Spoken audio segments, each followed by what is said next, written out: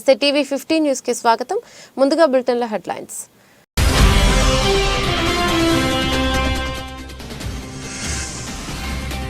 పన్నుల విధానం యథాతథం, 7 లక్షల లోపు ఆదాయంపై నో ట్యాక్స్.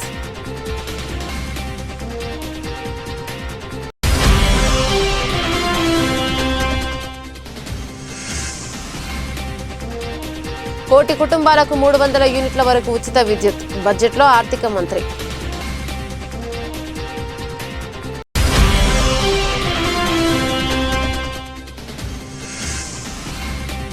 ఏపీకి ఓడిఓపీలో అవార్డుల పంట, హర్షం వ్యక్తం చేసిన సీఎం జగన్.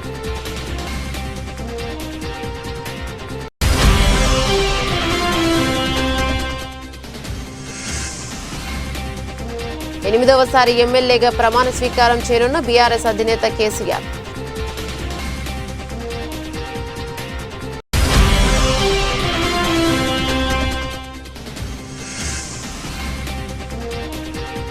రెండో టెస్టుకు ముందే ఇంగ్లాండ్కు షాక్, గాయంతో స్టార్ స్పిన్నర్ దూరం.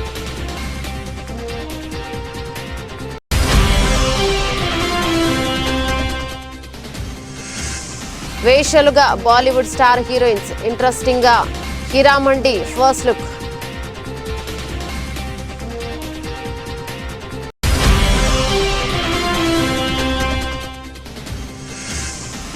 స్వల్ప నష్టాల్లో స్టాక్ మార్కెట్లు, కుంపముంచిన పేటీఎం.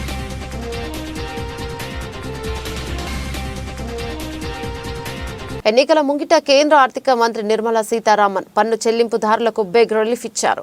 వచ్చే ఆర్థిక సంవత్సరం 2024-25 లోపు వేతన జీవులు 7 లక్షల లోపు ఆదాయం గలవారు పన్ను మినహాయింపు ఉంటుందని ప్రకటించారు. ఆదాయం పన్ను స్లాబ్లో ఎటువంటి మార్పులు ఉండవని స్పష్టం చేశారు. 2024-25 ఆర్థిక సంవత్సరానికి కేంద్ర ఆర్థిక మంత్రి నిర్మలా సీతారామన్ తాత్కాలిక బడ్జెట్ ప్రతిపాదనలు సమర్పించారు. గత 10 ఏళ్లలో పన్ను వసూలు రెండింతలకు పైగా వసూలయ్యాయని తెలిపారు.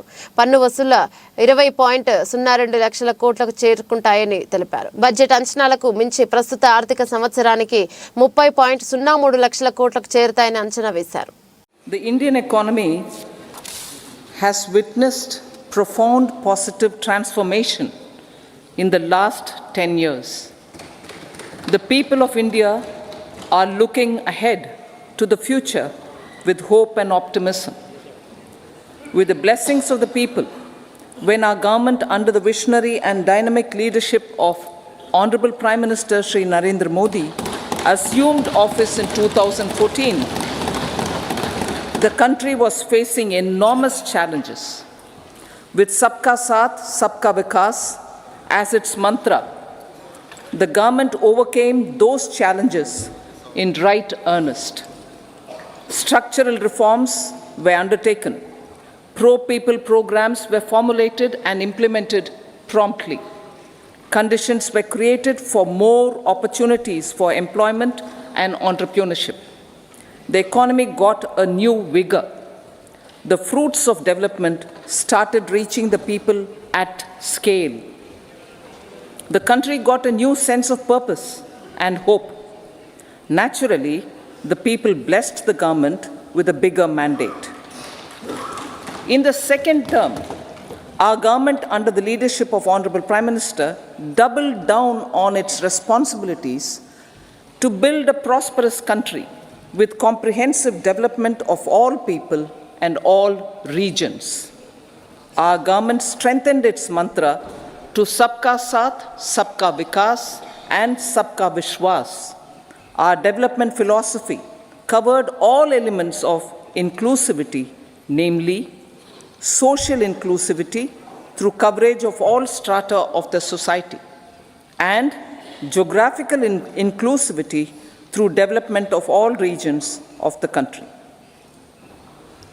With the whole of nation approach of Sabka Prayas, the country overcame the challenges of once-in-a-century pandemic, took long strides towards Atmanirbhar Bharat, committed to Panch Pran, and laid solid foundations for the Amrit Kal. As a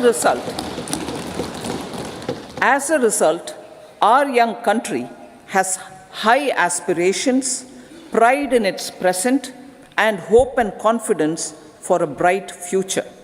We expect that our government, based on its బడ్జెట్లో కేంద్ర ఆర్థిక శాఖ మంత్రి నిర్మలా సీతారామన్ కీలక వ్యాఖ్యలు చేశారు. Current కష్టాలు లేని దేశ నిర్మాణానికి తమ ప్రభుత్వం కట్టుబడి ఉందన్నారు. దేశంలోని 1 కోటి ఇండ్లపై రూఫ్ టాప్ సిస్టమ్ను బిగించనున్నట్లు తెలిపారు. దాంతో ప్రతి నెల 300 యూనిట్ల వరకు ఉచిత విద్యుత్ను ఆయా కుటుంబాలు పొందగలుగుతాయన్నారు. దీంతో ప్రతి కుటుంబానికి ఏటా 15,000 నుంచి 18,000 వరకు ఆదా అవుతుందని చెప్పారు. వినియోగించుకున్న విద్యుత్ను పంపిణీ సంస్థలకు విక్రయించుకోవచ్చని చెప్పారు. అయోధ్య రామ మందిరం నేపథ్యంలో ప్రధాని నరేంద్ర మోదీ చారిత్రాత్మక నిర్ణయం తీసుకున్నారన్నారు. ఈ పథకానికి సంబంధించిన పనులు త్వరలోనే వేగవంతం చేస్తామని ప్రకటించారు. islands, including Lakshadweep. Our economic strength has made the country an attractive destination for business and conference tourism. Our middle class also now aspires to travel and explore. Tourism, including spiritual tourism, has tremendous opportunities for local entrepreneurship. States will be encouraged to take up comprehensive development of iconic tourist centers, branding and marketing them at global scale. A framework for rating of the centers based on quality of facilities and services will be established. Long-term interest-free loans will be provided to states for financing such development on matching basis. To address the emerging fervor for domestic tourism, Honorable Speaker, sir, projects for port connectivity, tourism infrastructure, and amenities will be taken up on our islands, including Lakshadweep. This will help in generating employment also. Promoting investments. The FDI inflow during 2014 to 23 was $596 billion, marking a golden era. That is twice the inflow during 2005 to 14. For encouraging sustained foreign investment, we are negotiating bilateral investment treaties with our foreign partners in the spirit of First Develop India. FDI is First Develop India. కేంద్ర ప్రభుత్వం ప్రవేశపెట్టిన one district one product కార్యక్రమం ప్రత్యేకించి చేతి వృత్తుల వారికి ఎంతో ప్రయోజకరంగా ఉంటుందని, దీని ద్వారా వివిధ కళారూపాలను బలోపేతం చేస్తుంది. కార్యక్రమం కళాకారుల జీవనోపాధిని కూడా కాపాడి ఉపాధి అవకాశాలను కల్పించడంలో కీలక పాత్ర పోషిస్తోంది. వన్ డిస్ట్రిక్ట్ వన్ ప్రొడక్టులో ఆంధ్రప్రదేశ్కు అవార్డుల పంట పండింది. 6 ప్రతిష్టాత్మక అవార్డులను కైవసం చేసుకుంది. కేంద్రం చేపట్టిన ODOPలో ఒక్క ఏపీకే 6 అవార్డులు రావడంపై ముఖ్యమంత్రి వైఎస్ జగన్మోహన్ రెడ్డి హర్షం వ్యక్తం చేశారు. అవార్డులు వచ్చేలా కృషి చేసిన అధికారులను సీఎం వైఎస్ జగన్మోహన్ రెడ్డి సాధించారు.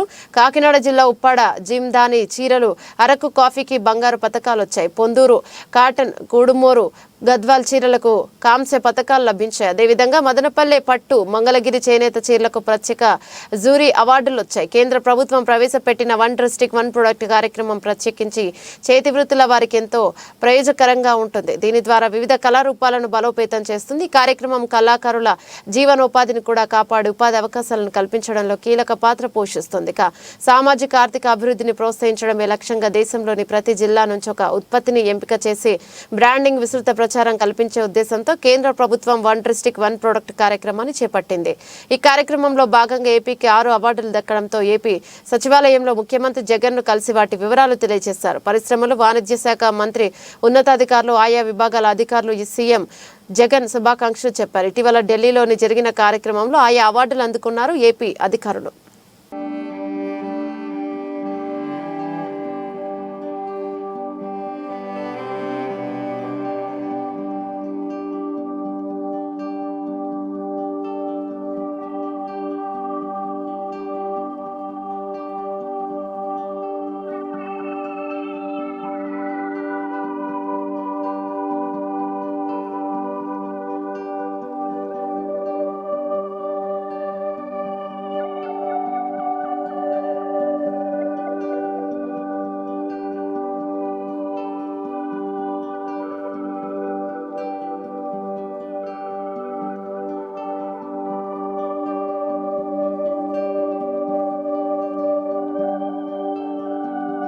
మాజీ ముఖ్యమంత్రి బీఆర్ఎస్ అధినేత కేసీఆర్ ఇవాళ ఎమ్మెల్యేగా ప్రమాణ స్వీకారం చేయనున్నారు. రాష్ట్ర రాజకీయాల సుదీర్ఘ అనుభవం ఉన్న నేతగా కేసీఆర్ 8వసారి ప్రమాణం చేయనున్నారు.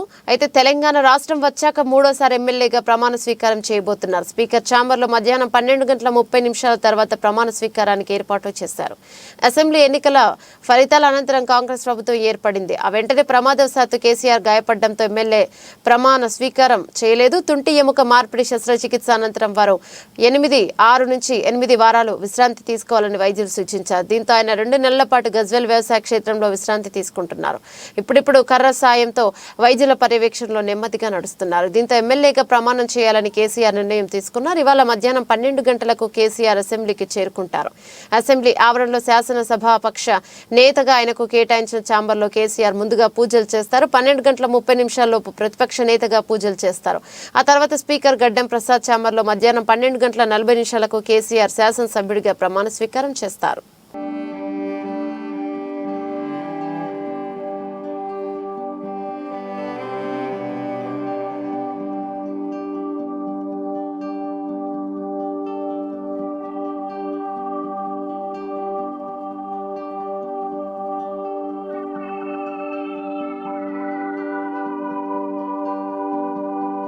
జగిత్యాల జిల్లా రాయికల్ మండలంలోని అల్లిపూర్ గ్రామంలో పద్మానాయక్ సంఘంలో నూతన బోర్ను ప్రారంభించారు. అనంతరం గ్రామంలోని తెలుగువాడ, అత్తినేనివాడ, ఎంబారివారివాడ, మందాటి నుండి D53 కెనాల్ వరకు ఫార్మేషన్ రోడ్డు మరియు పలు వార్డులలో రోడ్లు, డ్రైనేజీలు దాదాపు 40 లక్షల రూపాయల అభివృద్ధి పనులకు కొబ్బరికాయ కొట్టి పనులు ఎమ్మెల్సీ జీవన్ రెడ్డి ప్రారంభించారు. కార్యక్రమంలో గ్రామ సర్పంచ్ గంగారెడ్డి, బ్లాక్ కాంగ్రెస్ అధ్యక్షులు రాజీరెడ్డి, కాంగ్రెస్ పార్టీ మండల అధ్యక్షులు రవీందర్ రావు, మండల ప్రధాన కార్యదర్శి మహేందర్ గౌడ్, జిల్లా యూత్ ప్రధాన కార్యదర్శి మహిపాల్ రెడ్డి, గ్రామ శాఖ అధ్యక్షులు రమేష్, పురోహితులు వినయ్, వార్డు సభ్యులు వాసు, సురేష్, ఎండి ముజాజ్ దేవి, అనిత, కాంగ్రెస్ పార్టీ కార్యకర్తలు పాల్గొన్నారు.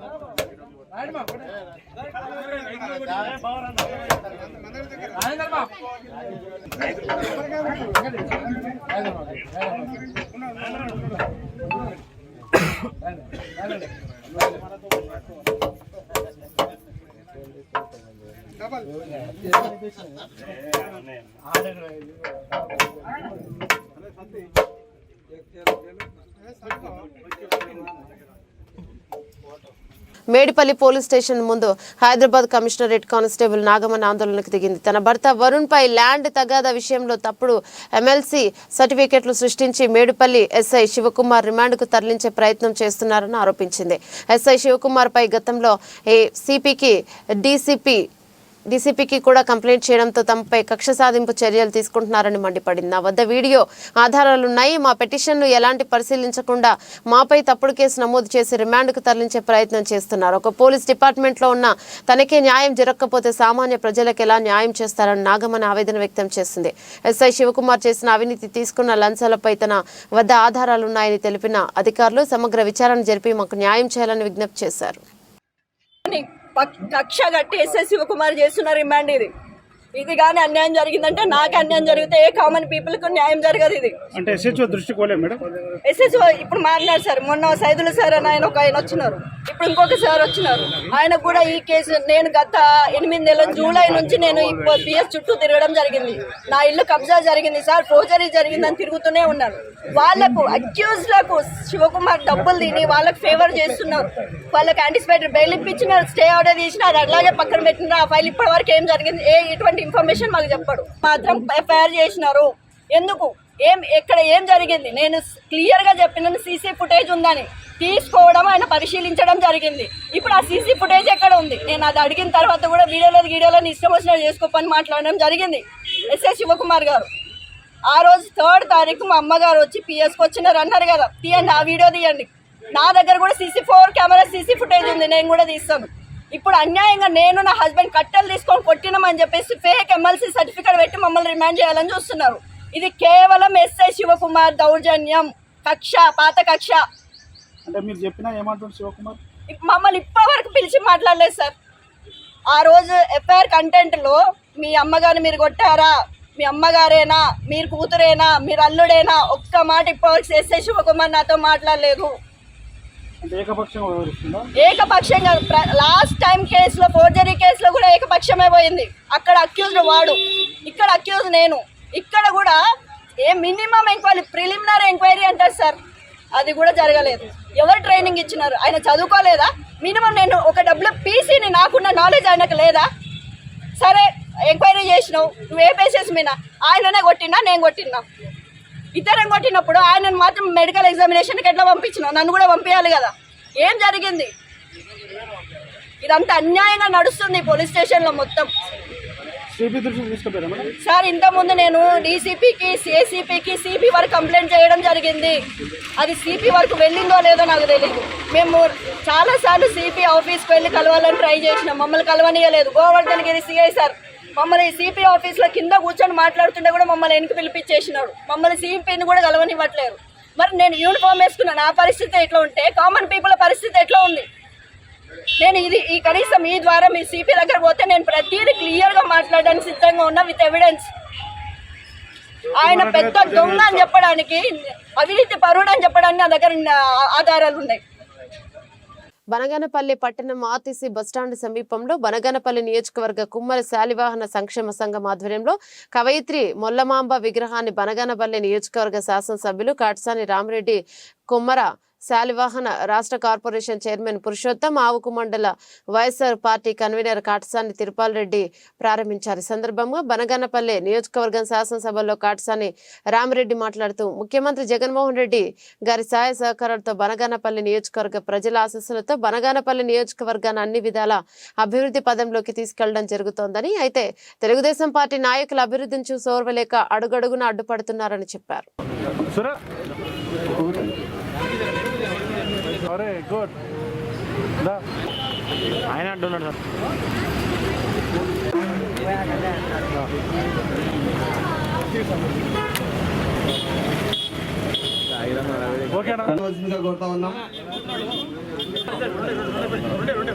దాదాపు 1440లో ఈ యొక్క కవయిత్రి మొల్లమాంబ గారు జన్మించి మరి 1530లో ఆమె మరణించడం జరిగింది. మరి ఆ సమయంలో అంటే ఆనాడు మహిళలు కూడా ఎవరు కూడా బయటికి వచ్చే పరిస్థితులు లేవు. అటువంటి పరిస్థితుల్లో కూడా మరి సంస్కృతంలో ఉన్నటువంటి రామాయణాన్ని తెలుగులో అనువదించి ఈరోజు మనమంతా కూడా ఈ యొక్క రామాయణాన్ని, ఆ యొక్క అనువదించినటువంటి పుస్తకాలు మనం చదువుకుంటా ఉన్నాము, చూస్తూ ఉన్నాము, వింటా ఉన్నాము. అంటే ఆనాడు మన యొక్క కవయిత్రి మొల్లమాంబ గారు రచించినటువంటి ఈ రామాయణం, అనువదించినటువంటి రామాయణాన్ని ఈ రోజు వరకు కూడా మనం గుర్తుపెట్టుకున్నామనే విషయాన్ని కూడా తెలియజేస్తూ ఉన్నాం. అదేవిధంగా ఆనాడు అంటే దాదాపు 500 సంవత్సరాల క్రితం ఆ రోజుల్లో మహిళలు ఎవరు కూడా బయటకు వచ్చేవాళ్ళు కాదు. ఎందుకంటే ఎవరైనా ఒక భర్త చనిపోతే ఆ భర్తతో పాటు భార్యను కూడా మంటలు వేసి కాల్చే పరిస్థితులు ఆనాడు చూసాం. అంటే మనం ఏం చూడలేదు కానీ ఆ రోజు ఇప్పుడు వింటా ఉన్నాం, సతీ గమనం అని చెప్పి ఆ రోజుల్లో ఉండేది. భర్త చనిపోతే భార్య ఉండేదానికి వీల్లేదు. ఆ విధంగా ఆ రోజుల్లో 500 సంవత్సరాల క్రితం అటువంటి పరిస్థితులు ఉన్నాయి. కానీ కాలక్రమేణా ఈరోజు చాలా మార్పు వస్తూ ఉంది. ఈరోజు చౌటుప్పల్ మండలం కాట్రేవు గ్రామంలో మల్లారెడ్డిగూడెం కాట్రేవు గ్రామాల మధ్య ఒక్కొక్కటి 18 లక్షల వ్యయంతో నూతనంగా నిర్మించిన హై లెవెల్ వంతెనను ప్రారంభించారు గౌరవ మునుగోడు శాసనసభ్యులు కోమటిరెడ్డి రాజగోపాల్ రెడ్డి.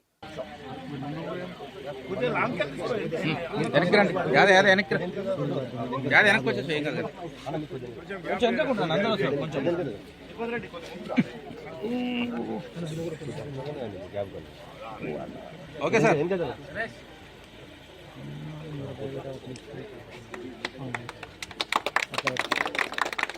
అన్న ఓకే ఇక్కడ చూడండి.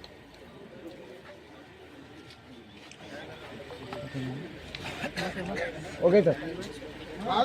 నాగర్ కర్నూలు పార్లమెంటు స్థానానికి కాంగ్రెస్ అభ్యర్థిగా ఢిల్లీలో తెలంగాణ ప్రభుత్వ ప్రత్యేక ప్రతినిధి డాక్టర్ మల్లు రవి తరపున ఆయన తనయుడు మల్లు సిద్ధార్థ్ బుధవారం గాంధీ భవన్లో దరఖాస్తును సమర్పించారు.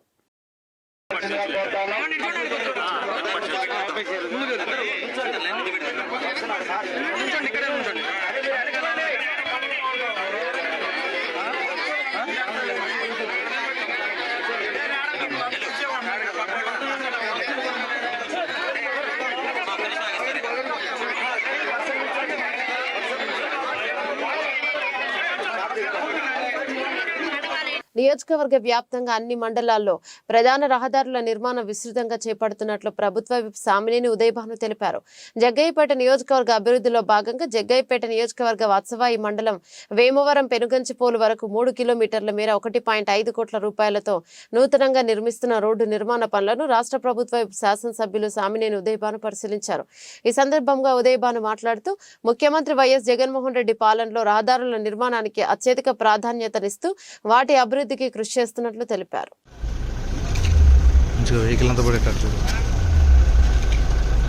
Okay sir. సరే sir.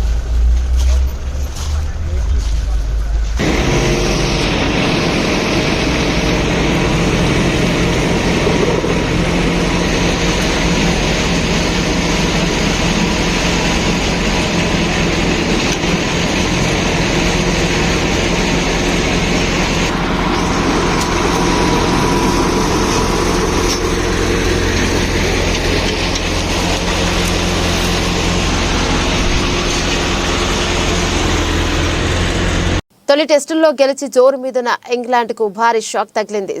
Star spinner Jack Leach Vizag టెస్టుకు దూరమయ్యాడు. మోకాలి గాయంతో బాధపడుతున్న లీచ్ రెండో టెస్టులో ఆడడం లేదని గురువారం కెప్టెన్ బెన్ స్టోక్స్ వెల్లడించారు. విశాఖపట్నం టెస్టు సెలక్షన్ కు లీచ్ అందుబాటులో లేడు. గాయం కారణంగా అతడి మోకాల్లో రక్తం గడ్డకట్టింది. లీచ్ ను వైద్యులు పర్యవేక్షిస్తున్నారని స్టోక్స్ తెలిపాడు. లీచ్ గాయం మరింత పెద్దది కాదని భావిస్తున్నా త్వరలోనే అతడు మళ్లీ జట్టుతో కలుస్తాడని స్టోక్స్ తెలిపాడు. లీచ్ స్థానంలో పాకిస్తాన్ మూలాలున్న షోయబ్ బషీర్ ఆడే ఛాన్స్ ఉంది. అదే జరిగితే క్లాస్ క్రికెట్లో సంచలనం ప్రదర్శన చేసిన బషీర్ వైజాగ్లో టెస్టులో డెబ్యూట్ చేస్తాడు. ఉప్పల్ స్టేడియంలో జరిగిన తొలి టెస్టుల్లో ఫీల్డింగ్ చేస్తుండగా లీచ్ గాయపడ్డాడు. 2 ఇన్నింగ్స్లో అతి కష్టంగా క్రూజిల్లోకి వచ్చాడు. లీచ్ 2 ఇన్నింగ్స్లో కేవలం 2 వికెట్లు తీశాడంతే.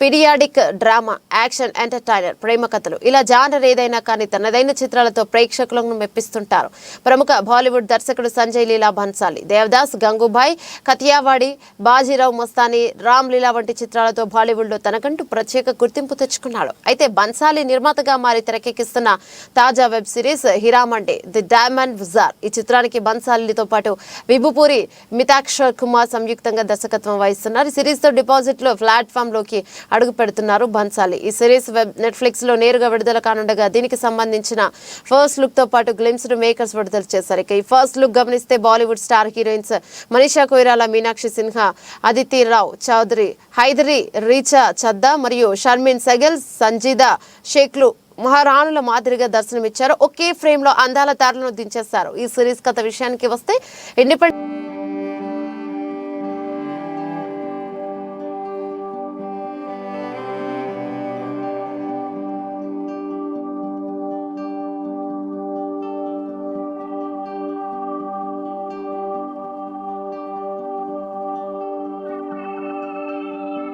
గురువారం స్టాక్ మార్కెట్లు స్వల్ప నష్టాల్లో ప్రారంభమయ్యాయి. ఉదయం 9:20 బీఎస్ఈ సెన్సెక్స్ 50 పాయింట్లు నష్టపోయి 71,701 వద్ద ట్రేడ్ అవుతోంది. ఇక ఎన్ఎస్ఈ నిఫ్టీ 7 పాయింట్ల వద్ద నష్టపోయి 21,718 వద్ద కొనసాగుతుంది.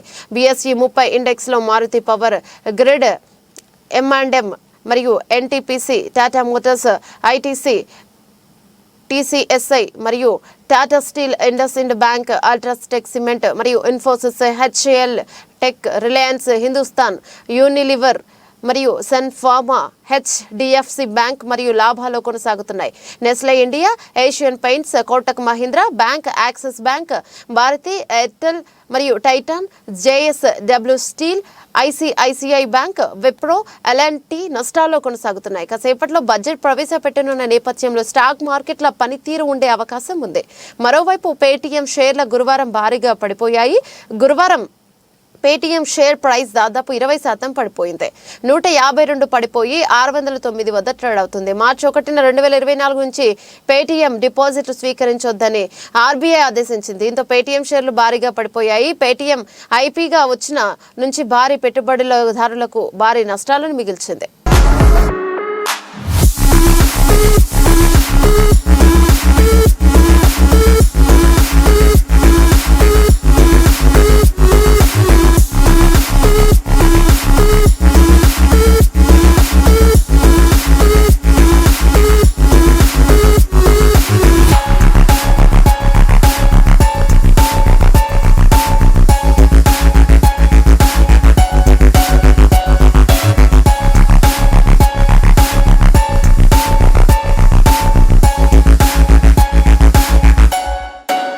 బులెటిన్ ముగించే ముందు హెడ్లైన్స్ మరోసారి.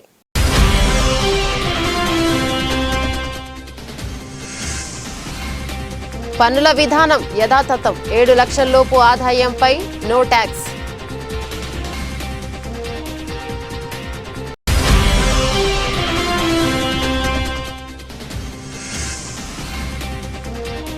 కోటి కుటుంబాలకు 300 యూనిట్ల వరకు ఉచిత విద్యుత్. బడ్జెట్లో ఆర్థిక మంత్రి.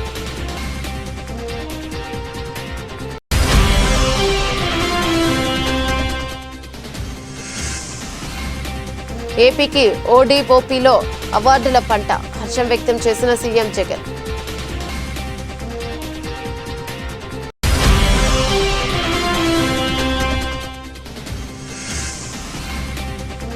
ఎనిమిదవసారి ఎమ్మెల్యేగా ప్రమాణ స్వీకారం చేయనున్న బీఆర్ఎస్ అధినేత KCR.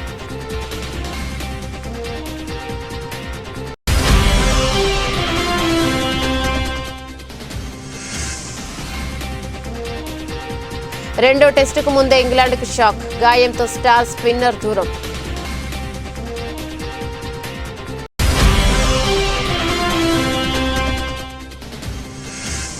వేషలుగా Bollywood star heroines, interesting గా హీరామండి ఫస్ట్ లుక్.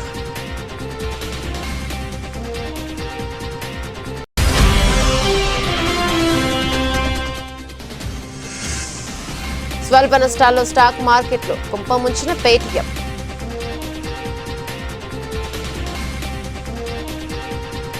ఇవి బులెటిన్లోని అప్డేట్స్. మరో బులెటిన్లో మళ్ళీ కలుసుకుందాం. అంతవరకు సెలవు, నమస్తే.